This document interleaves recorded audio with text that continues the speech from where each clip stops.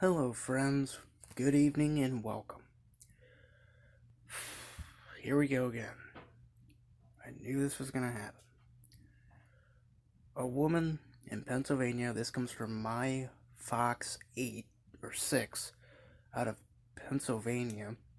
Link down below. A woman intentionally coughs on over $35,000 worth of food. Number one, this woman should get thrown in the Delaware River and forced to swim the Delaware Bay during a hurricane storm warning. No, no.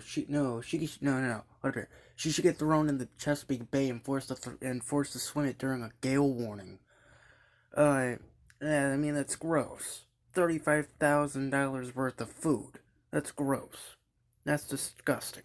This woman should get thrown in the loony bin. No. I actually have a better idea. They should let animals cough on her for 35,000 hours. $1 per hour that she coughed on one hour. You guys get what I mean.